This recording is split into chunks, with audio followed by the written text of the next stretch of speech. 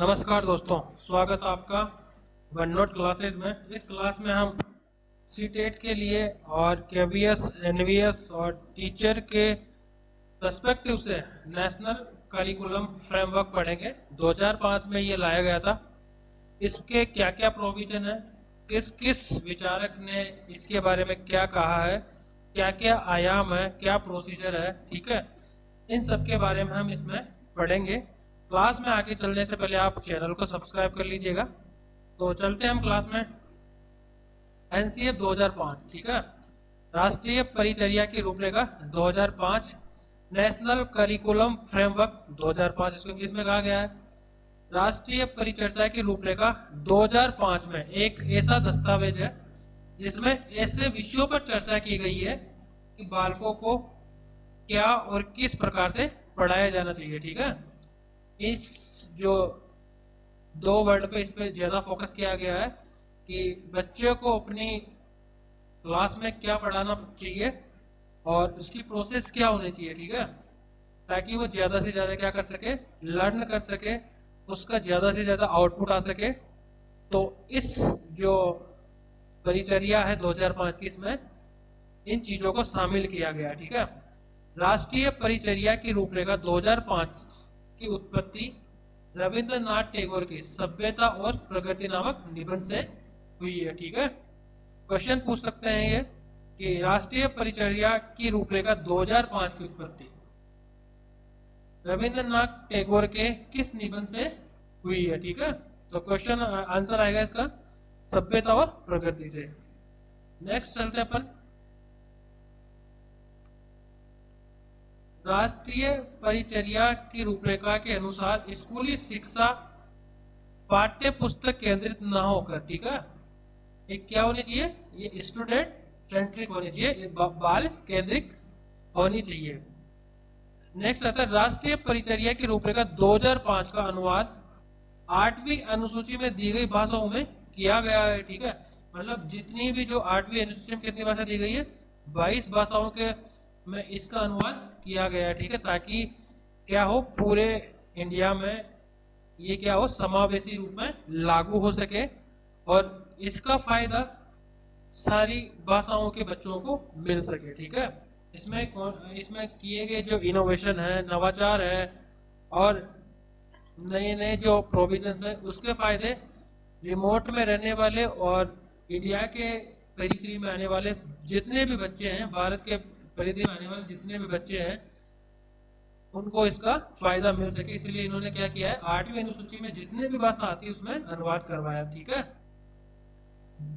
NCF 2005 को professor Yashpal की अध्यक्षता में तैयार किया गया, ठीक है।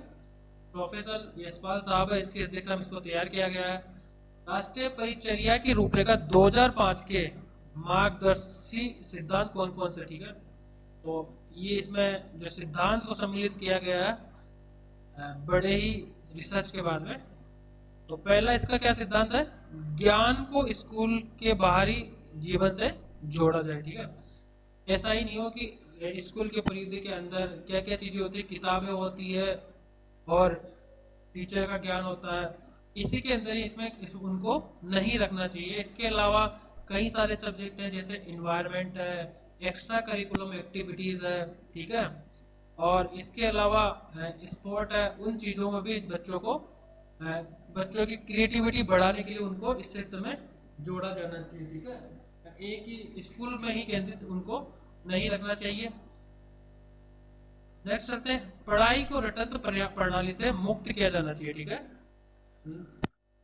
क्या इसको रटना रटने की जो प्रोसेस होती है उससे दूर किया जाना चाहिए। बच्चों को कंसेप्ट बेस्ड लर्निंग होनी चाहिए, उनको प्रेगमेटिज्म के अकॉर्डिंग थ्योरी के साथ साथ क्या होना चाहिए, प्रैक्टिकल भी होना चाहिए उनका, तब जाके ज्यादा लर्निंग उनमें होगी। पाठ्यचर्या पाठ्य पुस्तक केंद्रित ना हो, ठीक है।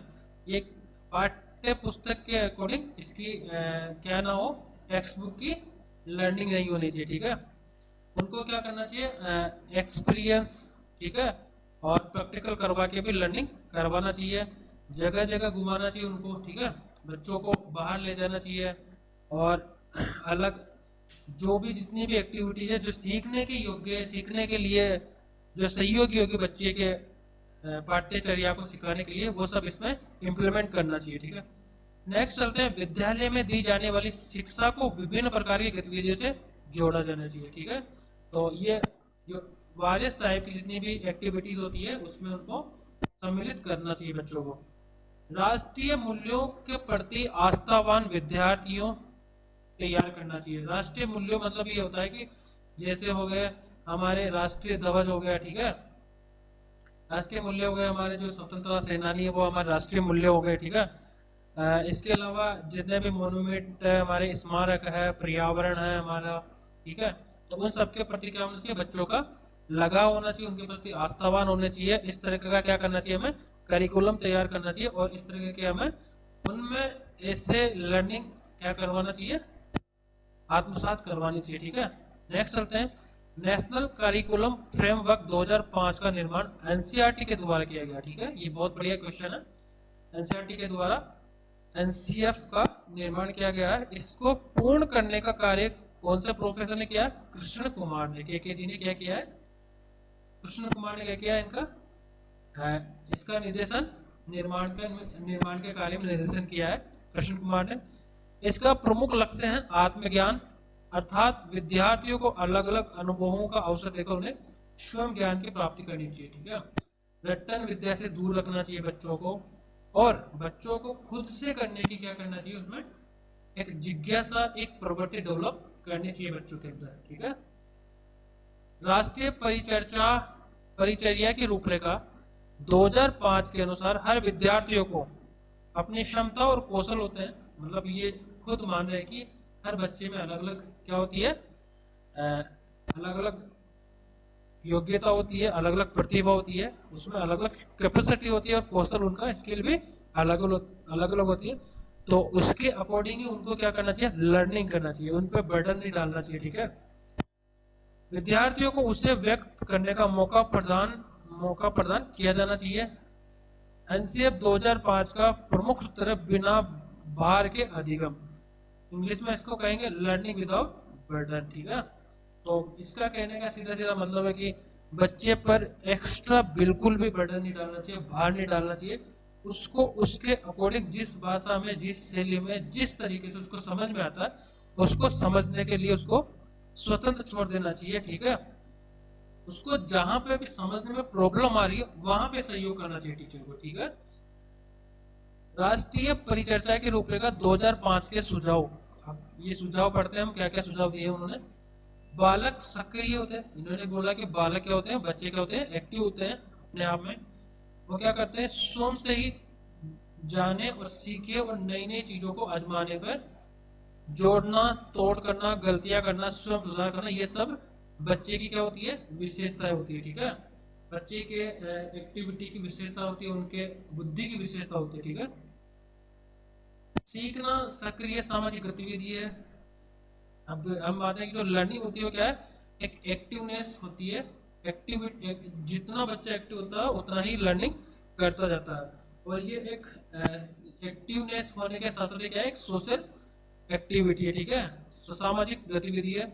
सीखने में यांत्रिकता नहीं होनी चाहिए, सीखने में हमें मशीन का प्रयोग नहीं करना चाहिए, हमें प्रैक्टिकल नॉलेज उनको देना चाहिए, एक्सपीरियंस करवाना चाहिए हमें। ठीक है, सीखने को डर और अनुशासन की जगह आनंद, एंजॉय और सेटिस्फेक्शन पर जोर देना चाहिए। ठीक है, ये बहुत इंपॉर्टेंट, उनको हमें पीटना, डराना, धमकाना, ये प्रोसेस नहीं आती है लर्निंग में। ठीक है, अनुशासन के नाम पे हम क्या करते हैं, उनको मतलब डरा के रखते हैं कि तुम क्वेश्चन, बच्चा एक टाइम ऐसा हो जाता है कि उसके अंदर आने वाली जो क्वेश्चन की जिज्ञासा होती है वो भी नहीं पूछ पाता। ठीक है, तो इसकी जगह में क्या करना चाहिए, आनंद और संतोष से के साथ उनको लर्निंग करवाना चाहिए। हमारे टाइम में तो पूरी तरीके से क्या था, सिक्का, डर और अनुशासन के नाम पे रट्टन विद्या होती थी। ठीक है, बालक को स्कूल, घर, समुदाय आदि सब जगह महत्वपूर्ण माना जाए।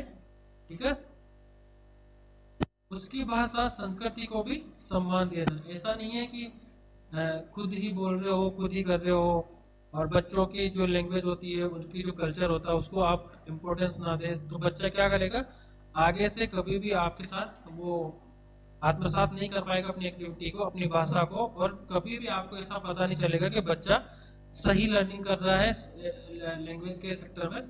तो ये आपको कभी भी महसूस नहीं होगा। तो आपको हमेशा क्या करना चाहिए, वो जो भी भाषा बोल रहा है, जो भी कल्चर उसके साथ इंक्लूड हो रहा है, सम्मिलित हो रहा है, तो उसको देखना चाहिए, उसको सम्मान देना चाहिए, ताकि आपको क्या हो, उनको सुधारने का, उनको इम्प्रूवमेंट करने का मौका आपको मिल सके। ठीक है।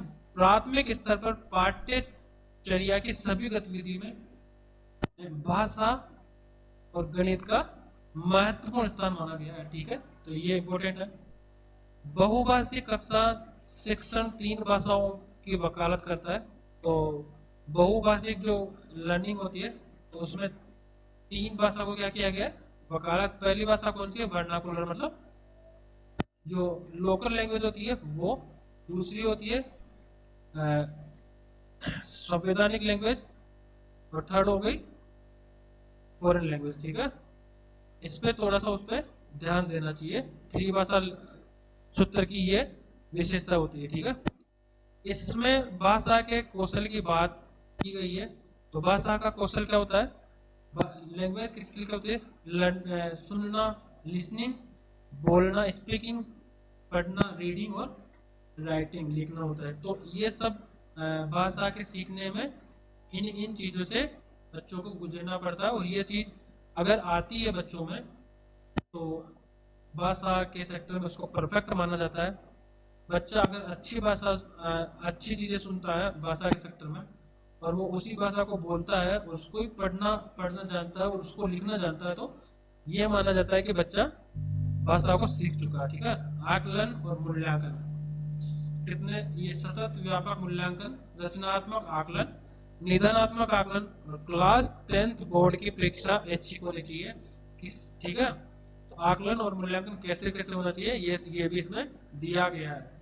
किसी भी प्रकार की सूचना को ज्ञान मानने से बचा जाना चाहिए, बिल्कुल ठीक है। हमें बच्चों को ऐसा नहीं करना चाहिए कि हर तरफ की जो फैक्ट होते हैं उसके पीछे भगाना नहीं चाहिए। ठीक है, बच्चों को ऐसा नहीं करना चाहिए कि ये भी आपके लिए फैक्ट हो सकता है, ये भी फैक्ट हो सकता है, आपको ये जानना बहुत जरूरी है। बिल्कुल ऐसा नहीं है। वो समय के अनुसार बच्चा सीख जाता है, अगर उसके पास संसाधन और नवाचार हो तो। ठीक है, तो ये ऐसा नहीं है कि जरूरी है तो ये कि जैसे मान लो कोई बच्चा, किसी को कोई इफेक्ट आ रहा है तो दूसरे को भी आना चाहिए, ऐसा नहीं। क्योंकि ये चीज क्या करती है, उसमें डिप्रेशन और कॉन्फिडेंस लूज होता है उससे। ठीक है, बच्चे का। तो ऐसा नहीं, उसमें इसको ऐसा नहीं बोलना चाहिए बच्चे को कि तुम्हें भी सब कुछ आना चाहिए। ठीक है, इस ये जो कॉम्प्लेक्स है इसको दूर करना चाहिए बच्चों के अंदर से। विद्यार्थियों को दी जाने वाली शिक्षा में शिक्षण सूत्र जैसे ज्ञात से ज्ञात की ओर, मूर्त से अमूर्त की ओर आदि शिक्षण सूत्रों का अधिक से अधिक प्रयोग किया जाना चाहिए। सजा व पुरस्कार की भावना को सीमित किया जाए, ये तो बिल्कुल नहीं होना चाहिए। ठीक है, इसमें निगेटिविटी, डिमोटिवेट होते हैं बच्चे। ठीक है, सह शैक्षिक गतिविधियों में बच्चों के अभिभावकों को भी, तो इनमें क्या करना चाहिए, बच्चों को भी, बच्चों को अभिभावकों, पेरेंट्स के साथ जोड़ा जाना चाहिए, उनको सम्मिलित किया जाना चाहिए एक्स्ट्रा करिकुलम एक्टिविटी में। विशाल पाठ्यक्रम और मोटी किताबें शिक्षा प्रणाली की असफलता का प्रतीक है। तो ये देख लीजिए आप, मोटी मोटी किताबें, मोटी मोटी नोटबुक्स असफलता का प्रतीक माना गया इस फ्रेमवर्क में। ठीक है, बच्चों को उपदेश देकर नहीं, वातावरण देकर स्थापित किया जाए। ठीक है, तो बच्चों को क्या करना चाहिए, मूल्यों को उपदेश। ठीक है, जैसे सत्यनिष्ठा हो गई, ईमानदारी हो गई, परोपकारिता हो गई, तो ये जो सामाजिक जो मूल्य हैं, इनको लेक्चर देके, उपदेश देके नहीं सिखाना चाहिए बच्चों को, इससे सीखेंगे भी नहीं बच्चे। ठीक है, और उपदेशों में बच्चे की उम्र इतनी होती है कि वो उपदेशों में रुचि ही नहीं दिखाते, उनको चाहिए वातावरण, इन्वायरमेंट चाहिए। ठीक है, बच्चे क्या कर रहे हैं, सोसाइटी क्या कर रही है, उससे ज्यादा सीखते हैं बच्चे। ठीक है, बच्चों को स्कूल के बाहर के जीवन से तनाव मुक्त वातावरण प्रदान करना चाहिए। ठीक है, पुस्तकालय में बच्चों को स्वयं पुस्तक चुनने का अवसर दें। सांस्कृतिक कार्यक्रमों में मनोरंजन के स्तर पर सौंदर्य बोध को बढ़ावा दें। ठीक है, शिक्षकों को अकादमिक संसाधन व नवाचार आदि समय पर पहुंचाए जाए। समुदाय को मानवीय संसाधन के रूप में प्रयुक्त होने का अवसर दें। मानसिक स्तर एवं योग्यता के अनुसार पाठ्यक्रम का निर्धारण करें। ठीक है, मानसिक ऐसा नहीं हो कि 6 स्टैंडर्ड के बच्चे को 10th स्टूडेंट का आप सिलेबस करवा रहे हो। ठीक है, ऐसा नहीं है। उसकी अकॉर्डिंग मानसिक मेंटल लेवल और उसकी एलिजिबिलिटी के अकॉर्डिंग पाठ्यक्रम का निर्धारण करना चाहिए, बर्डन नहीं डालना चाहिए बच्चे के ऊपर। ठीक है, शांति शिक्षा को बढ़ावा देना, महिला के प्रति आदर एवं जिम्मेदारी का दृष्टिकोण विकसित करने की कार्यक्रम का आयोजन करना चाहिए। ठीक है, बालकों के चहुमुखी विकास पर आधारित पाठ्यक्रम होना चाहिए। सभी विद्यार्थियों को समावेशी वातावरण तैयार करना चाहिए। समावेशी वातावरण का मतलब होता है कि सभी बच्चों का स्कूल तक क्या होना चाहिए, पहुंच होनी चाहिए। ठीक है, और इक्वलिटी पर बिलीव रखना चाहिए, इक्वलिटी डेवलप करनी चाहिए। ठीक है, तो एनसीएफ 2005 में शिक्षक के प्रति दृष्टिकोण शिक्षक ज्ञान का स्रोत नहीं बल्कि क्या एक सुगम करता है। ठीक है, इसको टीचर क्या होता है, एक फैसिलिटेटर होता है केवल। ठीक है, स्कूल टीचर क्या करता है, जैसे ज्ञान होता है तो ज्ञान को बच्चों तक किस तरीके से पहुंचाया जाए, उसके अंदर जितनी भी प्रोसेस होती है वो इम्प्लीमेंट करके बच्चों को ज्ञान कहाँ तक पहुंचाता है, ज्ञान को बच्चों तक पहुंचाता है। ठीक है, स्टूडेंट तक पहुंचाता है। ठीक है,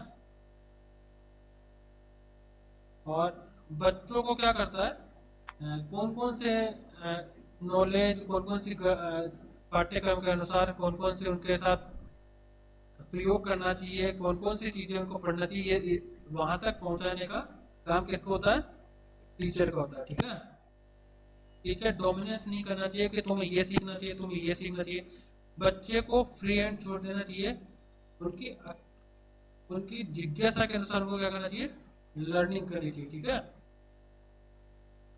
क्यूरियोसिटी, बच्चों को लर्निंग प्रोसेस में जहां जहां प्रॉब्लम हो रही है वहां पे ही उसका टीचर का क्या होना चाहिए, इंक्लूड हस्तक्षेप होना चाहिए। ठीक है, जो अर्थ और अर्थ को बोध, सूचना को अर्थ बोध में बदलने की प्रक्रिया में विविध उपायों द्वारा बच्चों हेतु सहायक हो। ठीक है, नेक्स्ट चलते हैं अपन एनसीएफ 2005 में बच्चों के प्रति दृष्टिकोण। प्रत्येक बच्चों को सीखने की गति प्रकृति अलग होती है। सभी बच्चे सक्रिय रूप से पूर्व ज्ञान तो उपलब्धि सामग्री गतिविधियों के आधार पर अपने लिए अर्थ निर्माण करते हैं।